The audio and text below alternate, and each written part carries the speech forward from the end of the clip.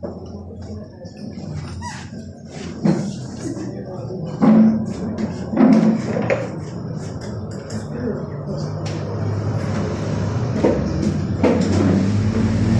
muy buenos días, iglesia. Muy buenos días, ¿cómo están? ¿Cómo me les ha ido?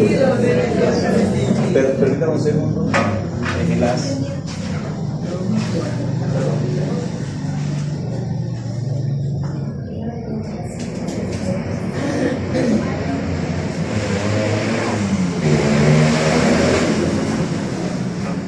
Bueno, bendiciones. ¿Cómo está la iglesia? Bueno, hoy el pastor les manda muchas saludes. Está haciendo obra también misionera. Siempre estamos de misión. A ver, los hijos de Dios somos misioneros. Los hijos de Dios siempre estamos de misión. Solo hay dos clases de personas: los misioneros, o sea, los que están de misión, y los que son producto de la misión. Ustedes verán de cuáles son. Producto de la misión son aquellos que están sin Cristo. Misioneros somos los otros. Nosotros somos misioneros. Nosotros somos la misión. El producto de la misión es esos que están afuera, que necesitan de Cristo. ¿De acuerdo? Solo hay dos clases: los que estamos de misión y los que son la misión. La misión es ellos. Nosotros somos los que vamos a la misión. ¿De acuerdo? ¿Por qué les hablo de esto? Porque siempre estamos y necesitamos empezar a ver que nosotros, cuando estábamos orando hace un rato, estábamos leyendo y estábamos cantando canciones acerca de Jesús, acerca de Cristo, acerca de todo lo que tiene para nosotros. Y a mí me impactó algo que dijo la personita que estaba aquí, ahorita que estaba, la hermanita que nos estaba guiando la oración, y decía que muchos se mueren anoche, o muchos murieron anoche y murieron sin Cristo. Y la verdad es que yo espero que aquí no haya muerto ninguno de nuestros familiares o amigos o personas que están a nuestro alrededor. Pero ¿y si eso pasara, qué? ¿Ustedes están seguros de que ellos van a la presencia de Dios? ¿Ustedes han compartido de Cristo? Mis amados, es importante que esto lo tengamos en nuestra vida y podamos realmente compartir de Jesús, compartir de Dios. Bueno, como siempre, a mí me gusta contar historias. Y ¿ustedes se acuerdan o han visto las películas de los nazis? ¿Se acuerdan de las películas? Pregunta que esos campos de concentración nazis, lo que vemos en las películas a veces es un dibujo, no más, es una representación de las atrocidades que pasaron allí en esos campos de concentración. Y en un campo de concentración de estos, nota que un día se voló uno de los que estaba allí enclaustrado, de los que estaba allí preso. Un judío se voló. Entonces, como él se iba a volar, como se voló, ese día destinaron a 10 hombres para que murieran fusilados. Y empezaron a fusilar uno por uno. Entonces estaban fusilando a esas personas. Cuando uno que estaba ahí para ser fusilado empezó a llorar: no me maten, no me maten, yo tengo familia, no me maten, no me maten, yo no puedo, yo no quiero, yo no puedo morir, yo no quiero morir, yo tengo familia. Entonces uno de los que estaba ahí atrás, viendo cómo fusilaban a los demás, dijo: venga, yo quiero morir en lugar de él.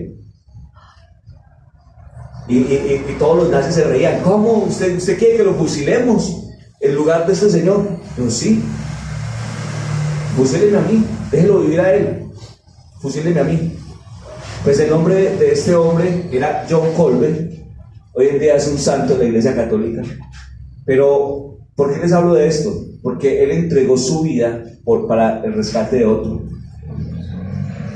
Y este hombre que vivió, que pudo ser rescatado, que estuvo allí, él terminó contándole a todo el mundo cómo John Colbert lo había salvado y cómo John Colbert dio su vida por él. Y de eso quiero hablarles hoy, porque hay una palabra muy especial y creo que nosotros en la iglesia, donde nosotros allí en La Linda allí estamos hablando de Jesús según el Evangelio de San Juan. Ya llevamos 3 meses y hemos pasado el capítulo 1. Pero Quiero hablarles de algo muy especial porque yo orándole al Señor, Él me decía, cuando el pastor me dijo que viniera hoy, me impactaba en mi corazón esto. Y quiero leerles primera carta de Juan, Evangelio de San Juan, capítulo 1, del versículo 29 al 34. Dice así: el siguiente día vio Juan a Jesús que venía a él y dijo: he aquí el Cordero de Dios que quita el pecado del mundo. Ese es aquel de quien yo dije: después de mí vino un varón, el cual es antes de mí, porque era primero que yo, y yo no le conocía, mas para que fuese manifestado a Israel, por esto vine yo bautizando con agua. También dio Juan testimonio diciendo: ve al Espíritu que descendía del cielo como paloma y permaneció sobre él, y no le conocía. Pero el que me envió a bautizar con agua, aquel me dijo: sobre quien veas descender el Espíritu y que él permanece sobre él, ese es el que bautiza con el Espíritu Santo. Y yo le vi y le he dado testimonio de él, porque este es el Hijo de Dios. Vamos a orar conforme a esta palabra. Señor, a ti te honramos. Cierre sus ojos ahí donde está y concéntrese en el Señor y dile: Señor, aquí estoy para ti. Quiero que, Señor, tu gloria descienda sobre mi vida. Deseo, Señor, que hoy sea esta iglesia llena del poder de tu amor y tu gracia, y que nosotros podamos entender y comprender no solamente de tu amor, de tu gloria, sino de lo que tú quieres y tienes para nosotros en esta mañana, Señor. Gracias, Señor. Tú has dicho que Jesucristo es el Cordero de Dios que quita el pecado del mundo, y de eso, Señor, ayúdame a estar convencido, ayúdame a estar, Señor, a creer en mi corazón y en mi vida de que realmente Jesucristo es tu Cordero, Señor. Y gracias, Señor. Declaro que en esta mañana soy tierra fértil, abonada y buena para escuchar tu palabra y para ponerla por práctica, Señor, y dar fruto al 30, al 60 y al 100 por uno, en el poderoso nombre de Jesús. Amén. Amén, Señor. Bueno, mis amados, resulta que esta declaración que Juan hace del Cordero, bueno, primero espero que los que están tomando nota, vamos a ir por varios pasajes, vamos a poner mucha atención porque es muy importante lo que quiero contarles hoy. Entonces, ¿por qué se necesitaba un cordero? Lo primero que necesitamos entender es ¿por qué un cordero? ¿Cómo así que un cordero para quitar el pecado? Y yo quiero que vayamos a Romanos 6:23. Y en Romanos 6:23 se nos habla de algo bien especial. Y lo voy a leer. Dice así: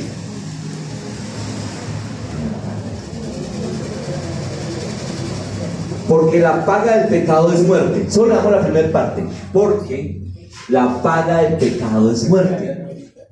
O sea que desde tiempos antiguos, desde tiempos inmemoriales, está destinado que si tú cometías un error, o sea, un pecado, si fallabas, tenías que morir. O sea, ya estaba listo. Y eso lo vamos a ver, porque la paga del pecado es muerte. El último pedazo lo vamos a leer después. Y en Romanos, capítulo 3:23, dice así. Romanos 3:23. Ahí estamos.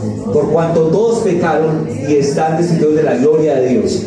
Entonces, la paga del pecado es muerte. O sea, hay que morir. Pero, y dice que todos, yo, ustedes, el pastor, todos pecaron y están destituidos de la gloria de Dios. ¿Cómo así? O sea, que si todos pecamos, ¿cómo deberíamos estar? ¿Muertos?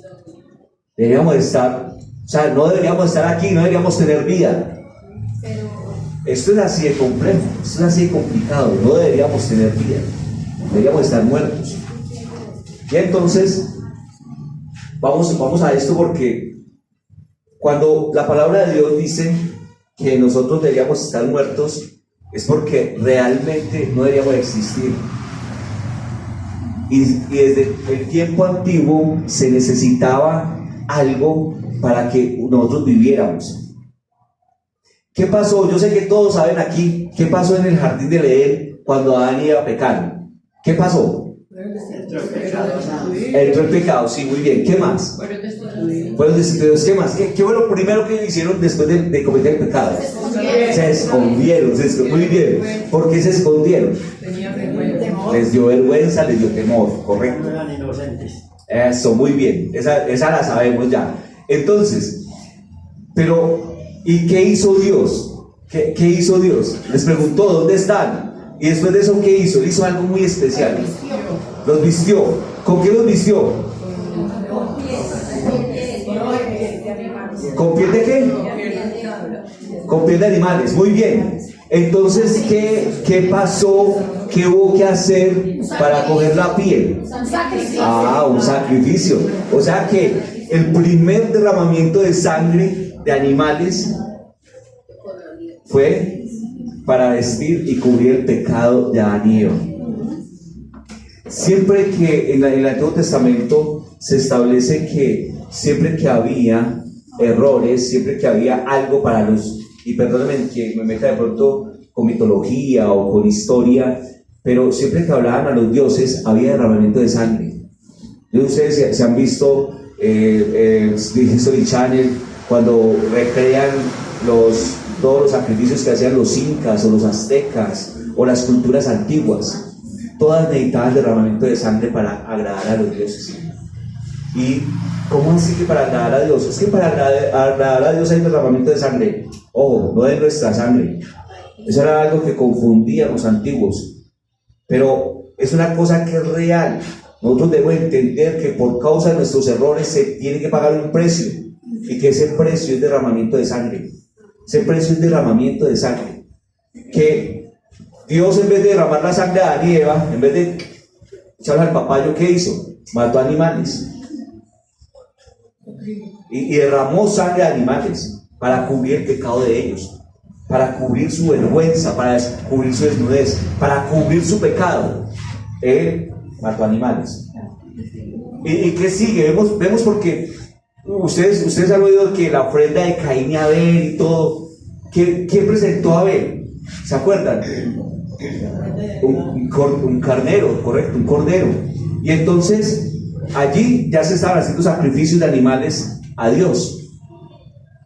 Pero ¿se acuerdan también qué pasó con Abraham? ¿Qué le pide a Abraham? ¿Qué le pide Dios a Abraham? ¿Qué le pide Dios a Abraham? Que sacrifique a su hijo. Muy bien. Y entonces se va Isaac lleva y dice la palabra que él lleva el madero encima, él lleva la leña, y que llega y le pregunta Isaac a Abraham, ¿dónde está el cordero para el sacrificio? ¿Y qué le dice Abraham? Dios proveerá. Muy bien, ustedes saben mucho de Biblia, me alegra mucho eso. Entonces Dios proveerá, Jehová Jireh, Dios proveerá, y efectivamente él provee un carnero. Pero imaginemos esto, imaginemos que hace más o menos antes de que Cristo existiera, son más o menos 1800 años, cuando Abraham le pregunta a Isaac le pregunta a Abraham, ¿dónde está el cordero? Y trasladémonos dejemos la pregunta ahí en incógnita, ¿dónde está el cordero? Y después llega Juan el Bautista y dice, ¿qué dijo Juan el Bautista? En Juan capítulo 1, versículo 34. Perdón, 29. He aquí el Cordero de Dios que quita el pecado del mundo. Entonces, claro, imaginémonos que Isaac pregunta, ¿dónde está el Cordero? Y se corta la película y vuelve la película después y dice Juan, he aquí el Cordero de Dios que quita el pecado del mundo. Amados, en la antigüedad siempre se sacrificaron corderos. Y ustedes se acuerdan, ustedes saben qué significa chivo expiatorio. ¿No saben qué es chivo expiatorio? Bueno, entonces resulta que cuando ya Moisés hace el tabernáculo, empiezan a hacerse sacrificios para que las personas fueran quitadas y fueran quitados sus pecados. Y empieza a establecerse que la persona podía llevar un cabrito, podía llevar un cordero, podía llevar una vaca, o podía llevar una paloma, dependiendo del dinero que tuviera y de la clase de pecado que hacía. Todo eso lo vemos en Levítico. Eso sería muy largo para hablarles de todo el tema de los sacrificios. Pero a lo que quiero llegar es que un día al año, más o menos el 10 de octubre, más o menos, por ahí, había una fiesta que se llamaba la fiesta de Yom Kippur, la fiesta de la expiación. Y para la fiesta de la expiación, ellos, a un chivo, o a un carnero, el sacerdote iba y le ponía la mano encima en expiación por todos los pecados del pueblo, absolutamente todos los pecados. Y al chivito lo tiraban al desierto, a morir. Imaginemos esto, él se iba, y eso era representación de ¿qué? Era la representación de que todos los pecados habían sido traspasados a otro animal, a otro ser vivo, para que los pecados fueran cubiertos. A ver, yo les pregunto una cosa, como para que entendamos mejor el tema. Si yo hoy cometiera un error, digamos, Dios no lo quiera, me robo una plata, ¿qué pasa con la justicia? ¿Qué hace la justicia conmigo? Me defienden, ¿sí o no? Y me juzgan. Y si me hallan culpable, ¿para dónde me voy? Voy para la cárcel. Pero mi esposa, que me quiere tanto, que ustedes conocen a Albita, ¿no es cierto? Albita le dice, no, que él no pague cárcel. Yo soy la que quiero pagar cárcel. ¿Será que eso es posible? ¿A quién le toca pagar la cárcel? Claro, al que la comete la paga, ¿sí o no? Entonces, ella en este momento no lo puede hacer. Pero en ese tiempo, ese chivo representaba que yo no moría. Representaba que el que estaba pagando por mi pecado, ¿quién era? El pobre chivito, o lo que yo llevara para el sacrificio. El inocente. Exactamente, algo inocente, pero estaba representando eso. ¿Y qué más pasaba? Que el pecado no se acababa, solo lo cubría. O sea, yo ya no podía hacer, yo ya estaba tranquilo delante del Señor, pero claro, como la palabra de Dios dice en Juan, en primera carta de Juan, pónganse el versículo, por favor, primera carta de Juan, capítulo 1, versículo 8, ¿qué dice? Vamos a leerlo todo. Porque si decimos que no tenemos pecado, nos engañamos a nosotros mismos y la verdad no está en nosotros. O sea que todos cometemos errores, todos cometemos pecados, todos cometemos infinidad de situaciones y cosas. Entonces, ¿cómo deberíamos estar? ¿Chao? ¿Sí o no? Pero en ese tiempo mandábamos a un carnero, mandábamos a una palomita o mandábamos para que cubriera nuestro pecado. ¿Qué hacía Dios? Dios no lo quitaba, Dios simplemente lo cubría con la sangre de ese cordero o de esa paloma o lo que fuera el sacrificio, cubría mi pecado. Entonces ya no me veía pecador, ya me veía santo. Eso pasaba en la antigüedad. Pero entonces, ¿qué sigue acá? Porque vamos a hablar de cosas bien importantes, porque cuando hay un dictamen, o sea, cuando hay un juicio, se establece un dictamen. ¿Y el dictamen cuál es? Lo que dice el juez. El juez puede decir, o es culpable o es inocente. Según lo que estamos viendo nosotros, hace un momento que lo leímos, todos pecaron, todos están muertos en pecados, y si decimos que no hemos cometido pecado, le hacemos a Dios. Entonces todos tenemos ya un dictamen sobre nosotros, tenemos ya un juicio sobre nosotros. ¿Que somos qué? Culpables. Todos nosotros somos culpables. O sea, ya tenemos ese veredicto en nosotros mismos por el pecado que habita en nosotros. Ya tenemos el veredicto de culpables. Pero espero que me entiendan bien y pónganme harta atención, porque yo sé que esto es un poquito complejo. Pero a pesar de que tenemos ese dictamen ya en nosotros, ¿qué hizo Jesús por nosotros? Murió por nuestros pecados. Muy bien, murió por nuestros pecados.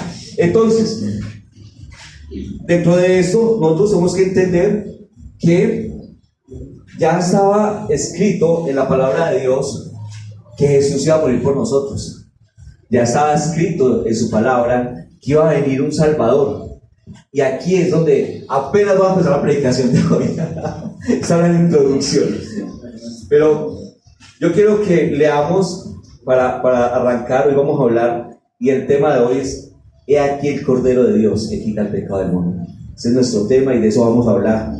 Y para hablar de esto, empecemos con Malaquías. Y en Malaquías hay un texto muy especial. Malaquías capítulo 4, versículo 5.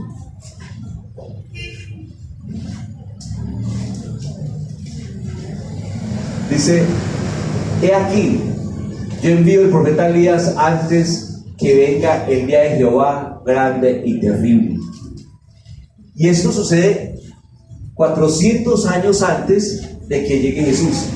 Esto llega y es lo último que habla Dios a su pueblo. Es lo último que habla Dios a los judíos. Es lo último, antes de quedarse callado durante 400 años. Es lo último que Dios le dice a su pueblo: voy a mandar al profeta Elías. Voy a mandar al profeta Elías. Entonces, sabiendo con todo esto en mente, de que había un sustituto, ellos siguieron haciendo sacrificios, siguieron matando corderos, siguieron matando cabritos. Ustedes ya han visto las películas de lo que pasaba en el templo, que en el templo se vendían palomas, se vendía de todo, ¿cierto? Ustedes me imagino que lo han visto en las películas. Pero entonces, de ahí volvamos a Juan, capítulo 1, y ahora sí. Dice desde el versículo 29 que este es el testimonio de Juan Bautista, cuando los judíos enviaron de Jerusalén sacerdotes y levitas para que le preguntasen: ¿tú quién eres? Confesó y no negó, sino que confesó: yo no soy el Cristo. Y le preguntaron: ¿qué pues? ¿Eres tú Elías? Dijo: yo no soy. ¿Eres tú el profeta? Respondió: no. Le dijeron: ¿quién eres? Para que demos respuesta a los que nos enviaron. Entonces, ¿por qué? ¿Por qué los fariseos preguntaban que si era Elías? ¿O por qué los fariseos preguntaban que si era el Cristo? Porque primero tenían las promesas de parte de Dios en Isaías, en Jeremías, de que iba a venir un Salvador, Emmanuel, Dios con nosotros, primero. Segundo, que la señal que ellos iban a recibir para la venida del Mesías, para la venida del Cristo, ¿cuál era? Que venía Elías. Por eso los fariseos le preguntaban: ¿eres tú Elías? Lo acabamos de leer. Dijo que él enviaría a Elías, que Dios enviaría a Elías. ¿Y qué pasó? Pues obviamente por eso los fariseos le preguntaban: ¿qué dijo Juan de él mismo? No, yo simplemente soy la voz de uno que clama en el desierto: enderezad el camino del Señor.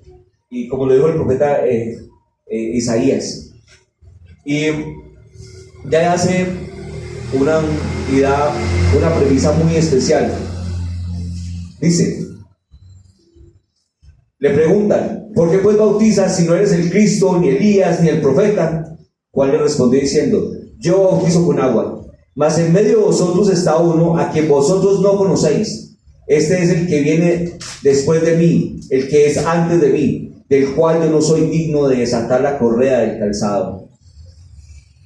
Mis amados, qué bueno que nosotros pudiéramos tener esa actitud que tuvo que tuvo Juan el Bautista, que predicando y sabiendo y siendo lleno del Espíritu Santo y teniendo esa convicción de que estaba preparando el camino, la venida de Jesucristo, él, ¿qué dice de sí mismo? No soy digno de desatar su calzado. ¿Saben quiénes desataban el calzado en la antigüedad? Los esclavos. Los esclavos eran los que tenían esa ocupación o ese oficio de quitarle los calzados y lavarle los pies a las personas. Y él dice: ni siquiera eso soy digno de hacerlo con el que viene. Quiero que nosotros tuviéramos también esa actitud, mis amados, de entender y humillarnos tanto así como Él lo hizo, así como Jesús lo hizo por cada uno de nosotros, y entender que no somos dignos, estamos aquí por misericordia, por gracia, por amor derramado e infinito que nos tiene el Señor, no por dignos. A veces nosotros sacamos pecho: el cristiano que soy yo. Si ustedes supieran lo que hay en mi mente y los pecados que yo cometo a diario, tal vez ni me tendrían aquí, ni me escucharían. Yo sí sé lo malo que soy, y tal vez más malo aún. No sé hasta dónde pueda llegar, pero por la misericordia de Dios estoy acá, y no soy digno de esto, pero le doy gloria a Dios de que puedo estar aquí diciéndoles que tengamos eso en nuestra vida, que no es porque nos creamos más santos que los de afuera, no, antes que Él nos dio el privilegio de poder tener esto para compartirle a los de afuera, para compartir a los que necesitan de Cristo, que esa salvación tan grande que Él nos ha dado, se la podemos traspasar a otros por medio de nuestro testimonio, por medio de mostrar el amor, por medio de mostrar lo que somos.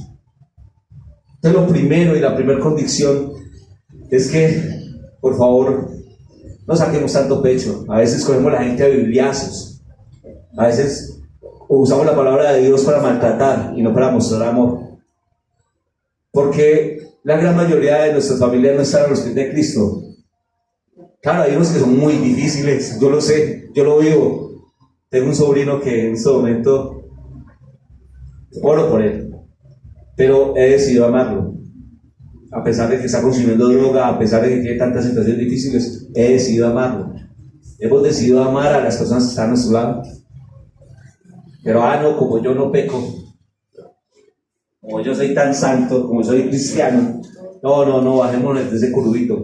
Aquí, un hombre que tenía para decirlo todo, para decir, yo soy, ¿qué dijo? No soy digno de ser esclavo de Jesús, ni siquiera eso soy digno. Así, eso fue lo que dijo Juan el Bautista. No soy digno de ser esclavo de Jesús.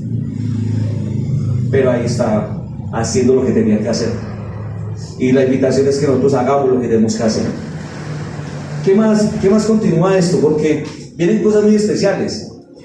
Y cuando lo bautiza, porque viene el bautismo, y el bautismo lo hemos reflejado y nos lo cuentan en Juan, en Lucas, en Marcos, San Juan no, en Lucas, en Marcos, en Mateo nos cuentan el bautismo de Jesús, pero aquí Juan no nos cuenta el bautismo.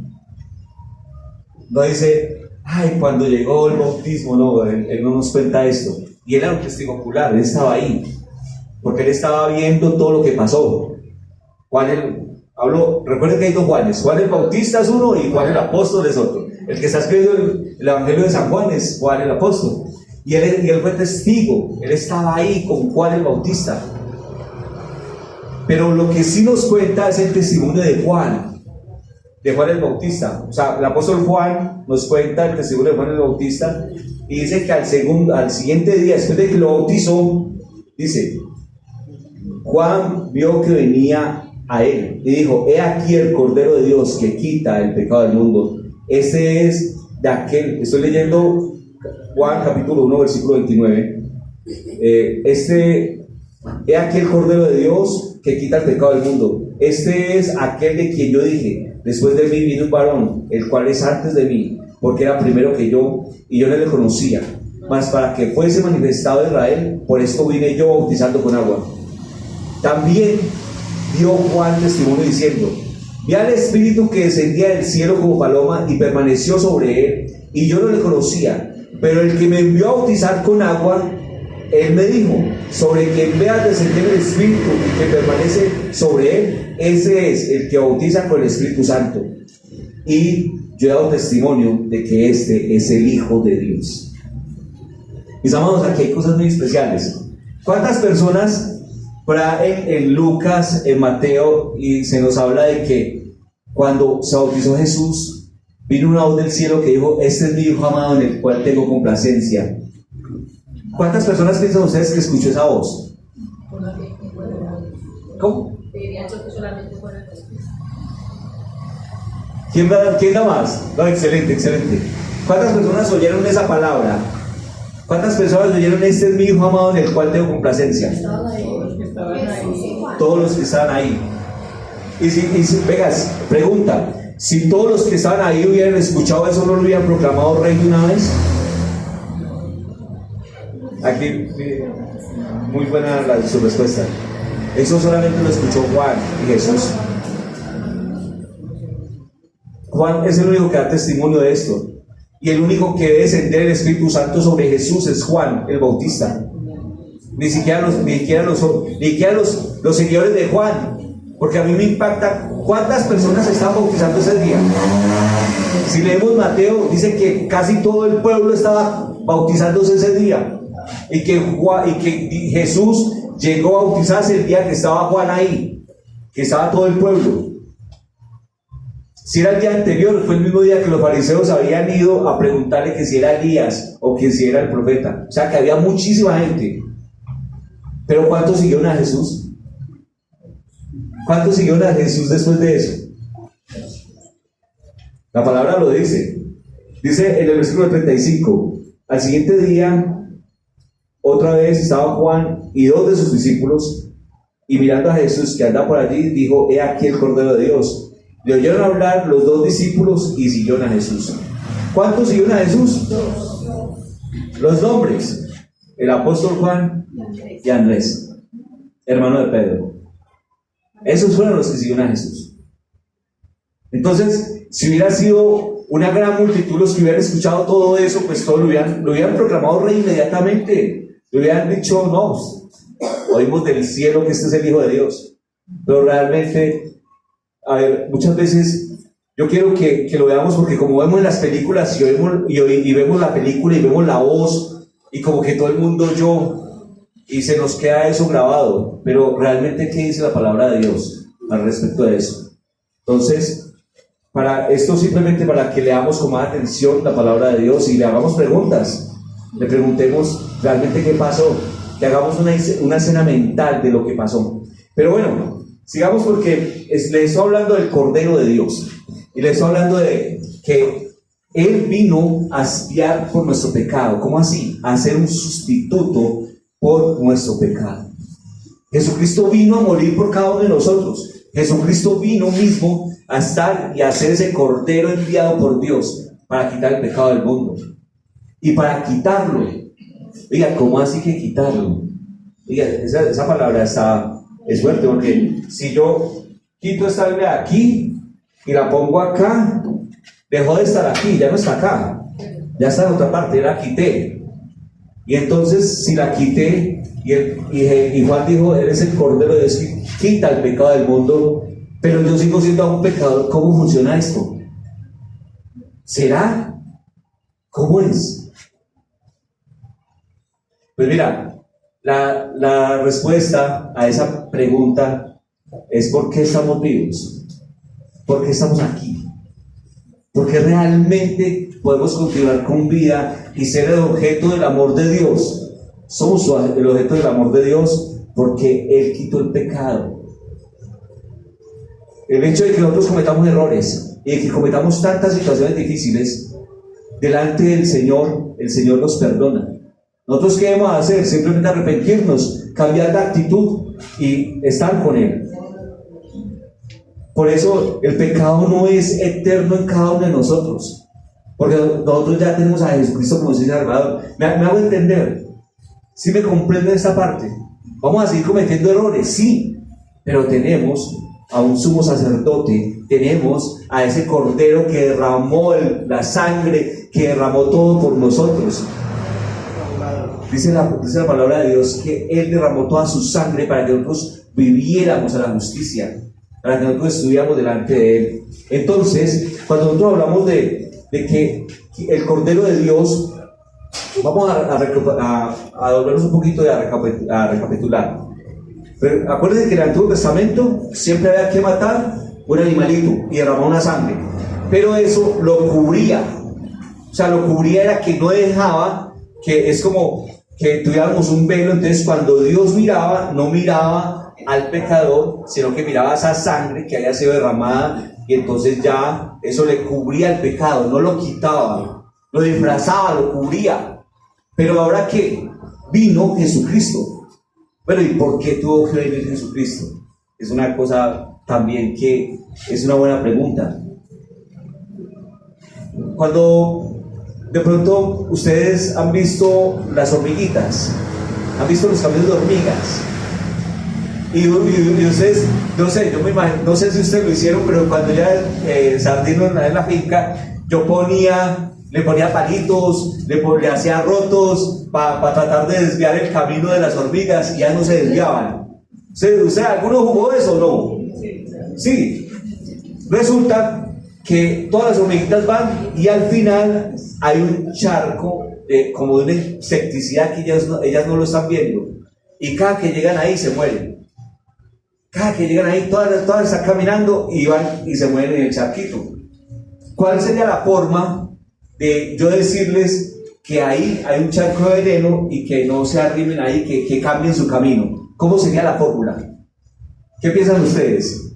Si yo les pongo un tronquito y ellas vuelven y retoman el camino, yo les hago un roto y ellas vuelven, yo echo agua y ellas se voltean y vuelven otra vez y arman su camino. ¿Cómo sería para poderles decir que no se mueran, que no lleguen al charco insecticida? ¿Qué opinan ustedes? ¿Cómo sería? ¿Ah? Bueno, quitar el charco, sí, sabe, buena. Pero ¿cómo podría comunicarme con ellas? Otro camino. ¿Ah? Tomen otro camino. ¿Cómo les diría que tomen otro camino? Ellas no me entienden. Las hormiguitas no me pueden entender. ¿Cómo les diría que tomen otro camino? Otro camino, una huesita, algo. ¿Cómo me podría comunicar con ellas para que tomaran otro camino? Piensen. ¿Quién da una fórmula? Allí atrás dijo antes que desviar la primera, para que las dos sigan. Pero todas ya llevan un camino y están llegando y se mueven en ese charco de insecticida. Secar el charco y que sigan por ahí la. Bueno, y yo les propongo esta. ¿Y qué tal si yo me convierto en hormiga para decirles que no pueden entrar por ahí? ¿Qué tal si yo me convierto en hormiga para decirles que no sigan, que se desvíen y que van por otro camino? ¿Les parece bien? Mostrarles el camino. ¿Les parece bien esa? Eso fue lo que hizo Dios. Eso fue lo que hizo Dios. Nosotros no entendíamos. Estábamos muertos en delitos y en pecados. Estábamos sin Dios. ¿Y Él qué hizo? Se hizo hombre para podernos a nosotros mostrar el camino. Para decirnos, no se mueran más. Vivan conmigo. Aquí les dejo uno para que les muestre cómo es el camino. Y Él mismo se hizo hombre para estar con nosotros, para mostrarnos el camino, para mostrar qué era. Por eso Jesucristo dijo: yo soy el camino, la verdad y la vida, y nadie al Padre sino a través de mí. Así como las hormiguitas, Él nos dejó el camino para que nosotros lo sigamos. Él nos enseñó a vivir una vida llena de Jesús, una vida llena del Espíritu Santo. Él nos enseñó a vivir una vida sin tacha, sin mancha. Él nos enseñó a vivir una vida especial. ¿Qué les parece esta analogía? Eso es lo que hizo Dios. Nosotros no tenemos cómo entenderlo, cómo comprender su santidad, su gloria, su gracia. Y la única forma fue mandar a Jesús para que nosotros pudiéramos tener y comprender cómo hacerlo. Pero más aún, con Jesús completa muchas cosas, porque no solamente dijo: vivan de esta forma, y arrebató a Jesús y se lo llevó al cielo. No solamente vivan de esta forma, sino que también, para que nosotros estuviéramos sin pecado, había que proveer algo que quitara el pecado realmente, que ya no hubiera más pecado, que pudiéramos tener una relación con Dios. Por eso hubo que derramar toda la sangre de Jesús en el madero, de un cordero sin mancha, de un cordero sin pecado, de un cordero que no tuviera nada, que no tuviera ningún error.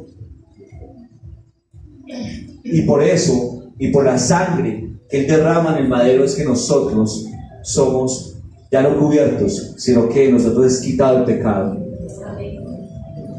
Es quitado el pecado. Seguimos cometiendo errores, sí, pero vamos de gloria en gloria. Ojalá no cometamos los dos pecados todos los días.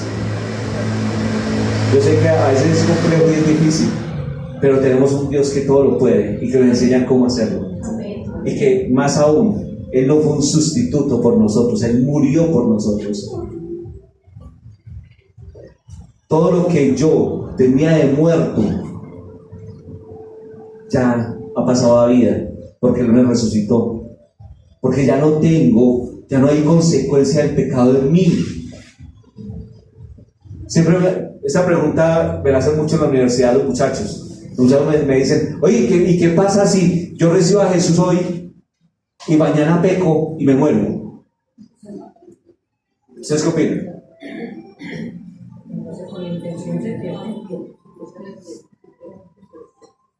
¿Cómo? Pues que pecar, pues igual va a ser, o sea, todos los días pecamos, pero lo es el arrepentimiento. Bueno. Como el que dice que no importa, yo lo recibo a mi último momento, pero se mente para arrepentirse. Mis amados, ¿hay una palabra para exijo? ¿Ustedes conocen a alguien que sea exijo? ¿Hay una palabra para exijo? No la hay. Porque nunca se puede ser un exijo. Se es hijo o no se es hijo, pero si es hijo, es hijo. Es tanto, según la ley, si usted adopta a alguien, ya es hijo suyo. Es un hijo adoptivo, pero es hijo. No hijo a medias. Entonces, usted se muere y no le puede dejar la mitad de la herencia. Es tanto, si usted en este momento resulta que yo no lo quiera, con mi hijo yo discutiera y no nos volvíamos a hablar nunca más, y yo digo no le voy a dejar la herencia, él la puede reclamar.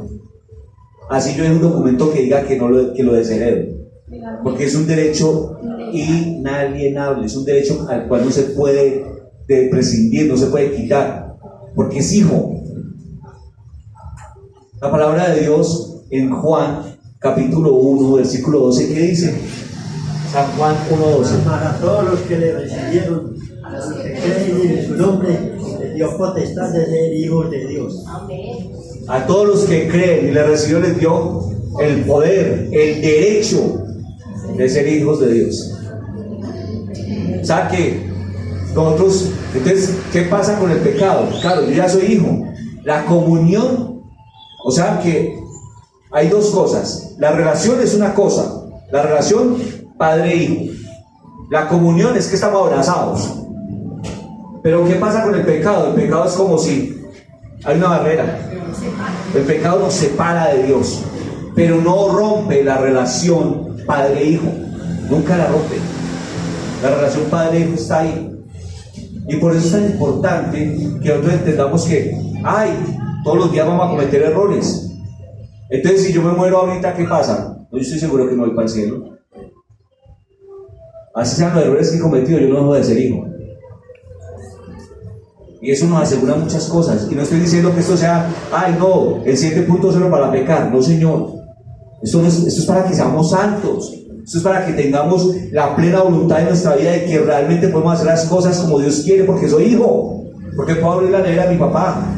Bueno, esa es otra predicación, después la doy.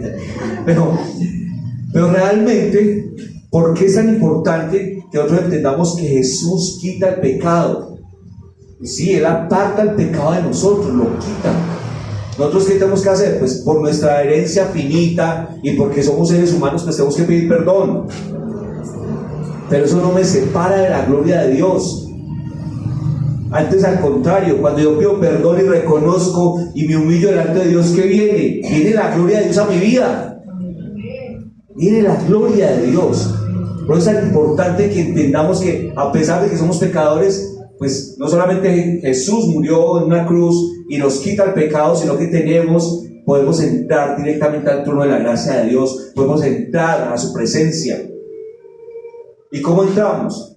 Pues primero pidamos perdón, porque somos pecadores. Es así de sencillo. Puede confesar y arrepentirse. Correcto. Exacto.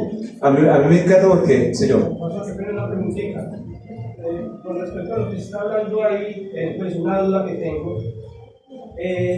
Si la persona muere en el momento y no alcanza a pedir perdón, entonces ¿qué sucede ahí? ¿Qué es lo que usted está explicando ahí? ¿Qué es lo que sucede? Entonces la persona se salva o no se salva. Pues esa pregunta es muy buena. Bueno, nuestro hermano dice que si resulta que en ese momento pasó algo difícil y la persona se fallece y no alcanza a pedir perdón. Pero es que el tema no es de pedir perdón, el tema es soy hijo o no soy hijo. por eso, pastor. Si una persona, digamos, ya aceptó al Señor en su corazón y se convirtió, digamos, en ese hijo de Dios, pero resulta que la persona lo hizo, pero poco después vuelve y sigue en sus andanzas, en su vida pecaminosa y todo eso, y muere en eso sin llegar al momento de decirle al Señor perdón. Vea, ese es muy bueno. A ver, la salvación proviene de Dios, la salvación da a Dios. Y aquí hay una cosa muy especial, porque es que la salvación nosotros, a ver, ¿cuántos estamos seguros de que somos salvos? Entonces, si yo estoy seguro de que tengo salvación, pues obviamente el pecado no me quita de Dios. Pero es que resulta que yo puedo estar engañado, perdónenme, yo puedo estar seguro de que soy salvo, y si yo sigo pecando como tal y yo no recibo a Cristo como soy Salvador, soy cristiano, soy hijo de Dios. Aquí el tema no es cuánto peco, sino que estoy seguro de que soy hijo de Dios y que ando en los caminos del Señor. Yo tengo que hacer actos de fe para estar seguro de esa salvación en mí, no de Dios. Dios ya nos salvó. Si usted recibe a Cristo como su Salvador, ya. Pero ¿qué pasa? Yo tengo que caminar en los caminos, tengo que arrepentirme, tengo que cambiar de vida. Pero imagínense, yo digo, listo, yo recibo a Cristo como su Salvador, hago la oración de fe, y resulta que sigo siendo el mismo. ¿He recibido a Cristo? No, porque la idea es que si recibo a Cristo, debe haber un cambio de actitud en mi vida.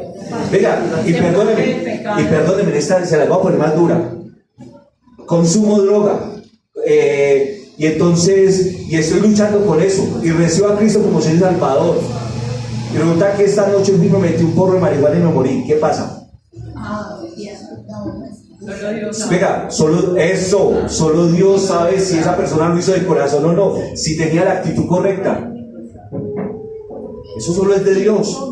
En lo que depende de nosotros, hagamos lo que tenemos que hacer. ¿Qué es? Hacer obras de misericordia, andar en fe, andar en santidad y seguir y apropiarnos de la llenura del Señor y apropiarnos del Señor. Y apartarnos del pecado. Claro, apartarnos. Porque es que a partir del momento que hacemos la oración de recibimos a Cristo en el corazón, el Espíritu Santo entra a morar en nosotros. Entonces Él nos guarda de pecado también. Gracias. Vaya ahí va. Aquí seguimos porque entonces vamos con varias cosas. Entonces primero necesitamos un cordero. Entonces primero resulta que ya ustedes entendieron porque históricamente se necesitaba un derramamiento de sangre. ¿Correcto? ¿Queda bien? ¿Esa parte quedó bien? Segundo, pues que era ¿para qué? Para quitar el pecado. Pero ¿cómo se quita el pecado? Ahora sí, ¿cómo se quita el pecado? Y aquí Juan lo dijo. Juan dijo, vi también, estoy leyendo Juan capítulo 1 versículo 32, también Juan dio testimonio diciendo, vi al Espíritu que descendía del cielo como paloma y permaneció sobre él, y yo no le conocía, pero el que me envió a bautizar con agua, aquel me dijo, sobre quien vea descender el Espíritu que permanece sobre él, ese es quien bautiza con el Espíritu Santo.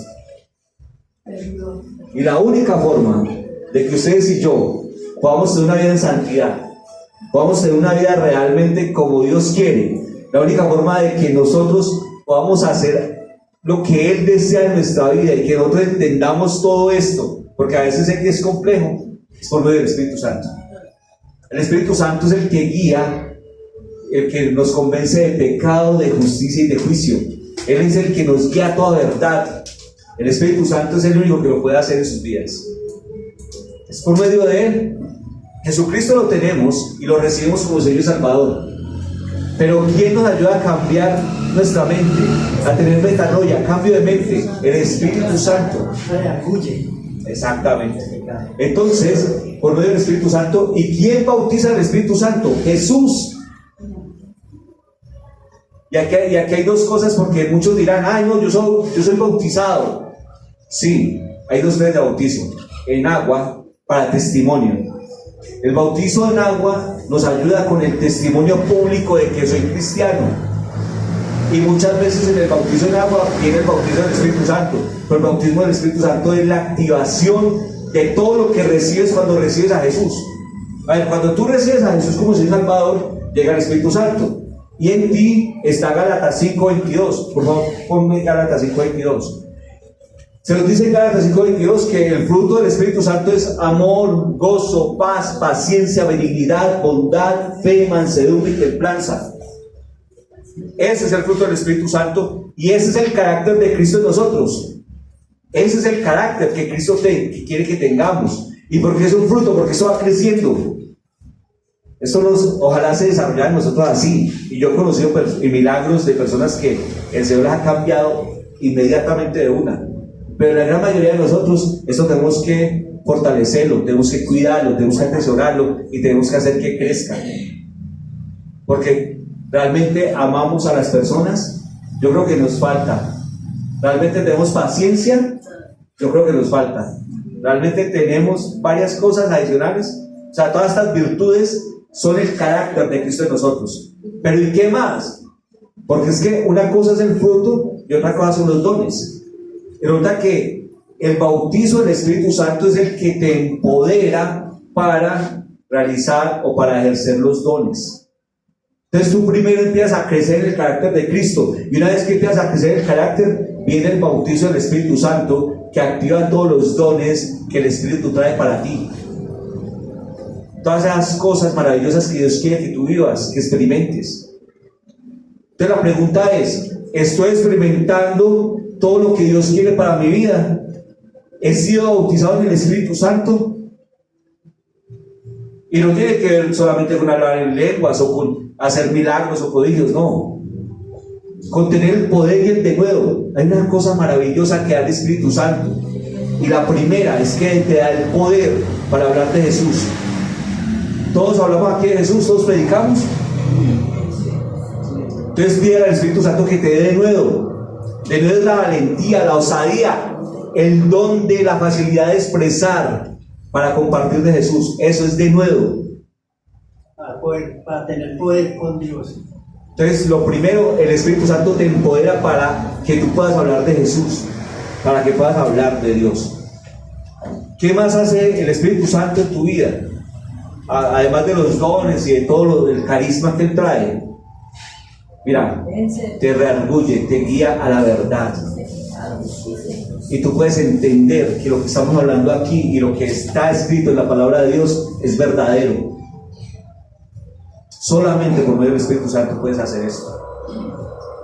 Y por último, es que el Espíritu Santo te consuela en todas las cosas. A veces nosotros decimos, ¿por qué no tengo paz en mi corazón?